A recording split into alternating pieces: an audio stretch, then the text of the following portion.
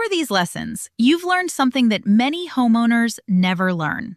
You've learned how to understand a room before changing it, how to define its purpose, how to create the feeling you want, how to choose a style direction, and how to make decisions with more clarity and intention. Interior design isn't about having an unlimited budget, and it isn't about copying beautiful rooms online. It's about understanding your space and making thoughtful decisions that support the way you want to live.